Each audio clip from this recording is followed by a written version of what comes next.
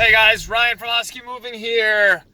We are a full service moving company. We do commercial, residential, we do disposal, we do odd jobs, handyman jobs, artwork mounting, TV mounting. What else do we do? Some minor plumbing, stuff like that. If it involves the home, we try to do it. I am all sweaty. I apologize. I don't know if you can pick that up. My glossiness on camera. Probably pretty glossy right now, and I'm pretty sure a piece of dandruff just fell out of my head. That's what happens when you get old. Dandruff and glossiness. Anywho, I wasn't planning on making a video tonight, but I'm going to make a video regarding a situation that just happened on a job. It is Memorial Day, 2021. Unlike most of you people that are probably drinking and barbecuing, I'm actually out moving furniture, which, it is what it is. Someone's got to pay the bills. So anyway, I got hired for a job at 5 p.m.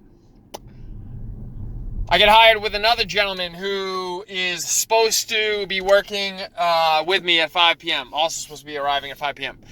The reason why it happened this way is because this guy hired another guy to work with me, and the guy canceled kind of last minute. Actually, that's not true. He canceled at like 3 o'clock. He hired this other guy, was like, hey, can you be there at 5 o'clock? The other guy was like, definitely, sure. So I arrive at roughly 4:40 because it's in South Boston, which is notorious for terrible parking. And a couple of things. A, I hate being late because I think it makes me look like an asshole. And B, I hate struggling to try and find parking when I know I also got to lug my tools around South Boston, which is notoriously difficult to park in. So I get there early. I get there like 4:40, which, whatever, it is what it is. I get over to his house at 4:50. Told the guy, I said, I know I'm a little bit early. Just show me what's going on. I'll start taking a look around, see what I need for tools, blah, blah, blah. Guy starts showing me around. He's like, oh, the guy just texted me. He said he's not going to be here until 5:30. And I'm like, all right, whatever. No harm, no foul. I don't really care. I mean, either way, I'm there to work, so, I don't really give a shit. The only issue with this is that there were two large pieces that definitely needed two people to get downstairs. A couch and, a love seat. So there's not much I can do about that, but I go about my business. I don't really give a shit about this other kid, quite frankly, because, 99% of the time, I don't need someone else's help. I can go and function on my own. So I start doing my business, and I'm, rifling through stuff, getting it downstairs. It's a disposal job. We just bring it to the curb. Rifling stuff downstairs, getting it through the curb, and 5:30 turns into 5:40. 5:40 turns into 5:45. 5:45 turns into 5:50. And the guy's like, I don't know what's going on with this kid. The customer's getting pissed. I'm not getting pissed about the kid. I don't give a shit about the kid, to be honest with you. It makes no difference to me. All he's doing is making me look better. But we're getting to a point where literally I only have two pieces left. It was an apartment full of stuff, and I only have two pieces left, the couch and the love seat. Now, theoretically, if I absolutely had to, I could get them both down the stairs by myself, but it's not safe, and I'm definitely going to ding up your walls, and it just isn't smart.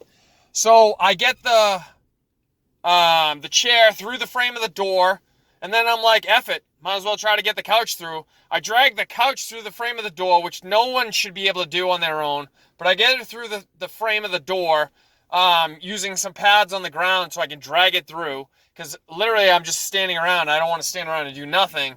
Customers getting more and more irritated. Finally, the kid shows up at, I think it was 5:55, 55 minutes after he was originally booked to be there.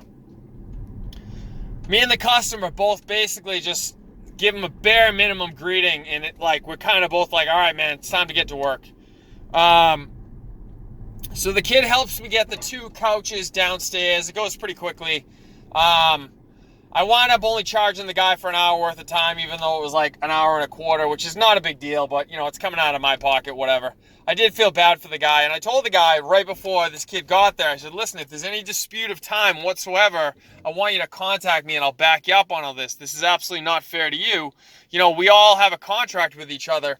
We all decided we were going to be able to get here at 5 o'clock. So anyone who screws that up is screwing the other two people, which is not a big deal. I don't care about the fact that I'm getting paid for an hour's worth of work and that kid's getting paid for 5 minutes worth of work, but also getting an hour's worth of time.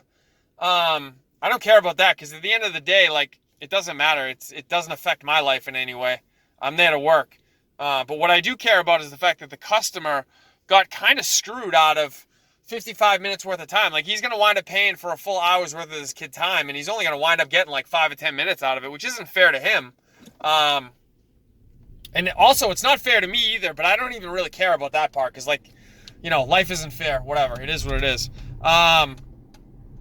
So I told the guy, I said, if there's any dispute with the company whatsoever, I want you to contact me, and I'll back up everything, because this isn't fair to you. This isn't how things are supposed to go.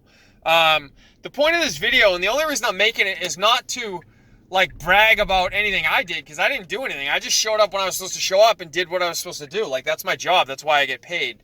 So it's not about that. It's more about any of you young guys who are in any kind of the trades or any business, really, any job.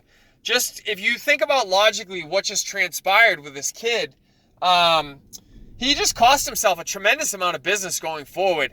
This guy will never hire this kid again, obviously. And not only is he not going to hire him, he's going to tell everyone he knows not to hire him.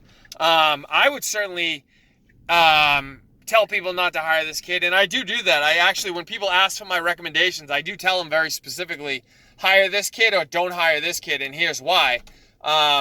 So this kid will never get hired. He just lost out on potentially a lot of business. And again, he probably doesn't even care about that part of it per se.